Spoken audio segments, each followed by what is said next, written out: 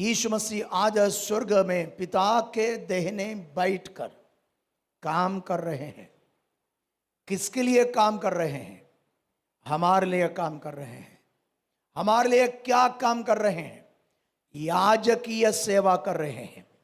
प्रभु यीशु मसीह स्वर्ग में बैठकर हमारे लिए प्रार्थना करता है, हमारे लिए पिता से विनती करता है, हमें सुरक्षा देता है, हमारे लिए आश्चर्य कर्म करता है। तो 4 सुसमाचारों में यीशु मसीह इस पृथ्वी पर जीवित रहते वक्त उस वक्त के लोगों के लिए जो उनके सामने आए हैं उनके लिए क्या किया उसका वर्णन है। तो इब्रानियों की पत्री में आज यीशु स्वर्ग में बैठकर क्या कर रहे हैं उसका वर्णन है, इसलिए उसको 5वां सुसमाचार कहते हैं। इसमें यीशु मसीह सबसे महान है, इसका वर्णन है।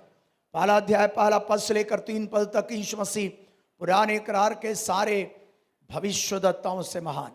पहला अध्याय 4 पद से लेकर दूसरा अध्याय के आखिरी तक यीशु मसीह सारे स्वर्ग दूतों से महान। तीसरा अध्याय में यीशु मसीह मूसा से महान।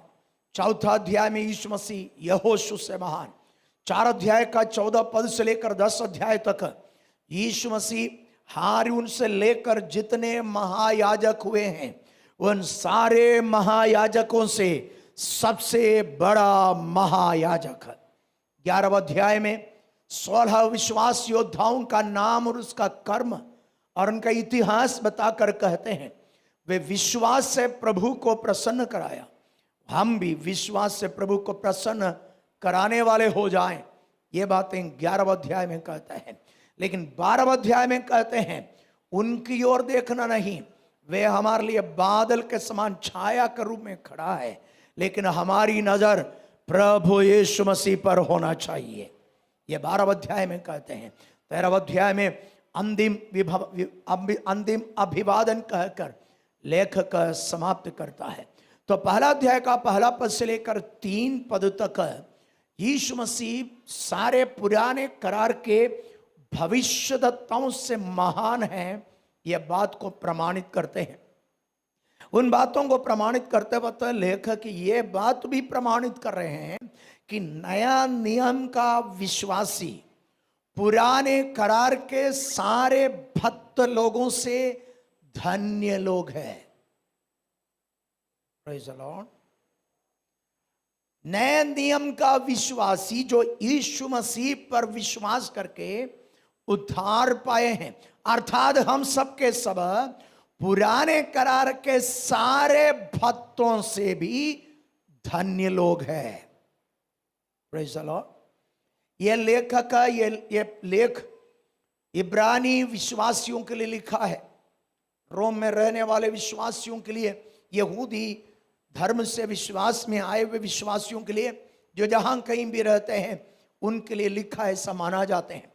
उसका कारण यही है कि यहूदी से प्रभु में आए हुए लोगों को यहूदी धर्म वाले जो मसीह को नहीं मानता ये कहने लगा कि यीशु मसीह कोई महान नहीं है, वो एक साधारण इंसान है, वो हमारे बाप दादाओं से बड़ा नहीं, भविष्यद्वक्ताओं से बड़ा नहीं, मूसा यहोशू हारून इन सब से कोई बड़ा नहीं है।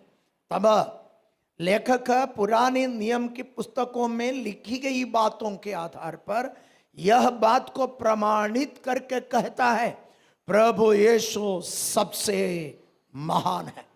तो पहला अध्याय का पहला दूसरा तीसरा पदों में नए करार का विश्वासी पुराना करार के भक्तों से बढ़कर यहां तक का पुराने करार के सारे भविष्यद्वक्ताओं से भी धन्य लोग हैं, यह बात को प्रमाणित करते हैं। यहूदी लोग अपने बाप दादाओं पर घमंड करते थे, विशेष करके अब्राहम, इसहाक और याकूब। उसके बाद उनके बीच में परमेश्वर जिन भविष्यद्वक्ताओं को ठहराए थे उन भविष्यद्वक्ताओं पर घमंड करते थे। उनमें सबसे महान मूसा था। मूसा से लेकर जितने अभिषिक्त भविष्यद्वक्ता लोग पाए जाते थे उन पर वे घमंड किया करते थे।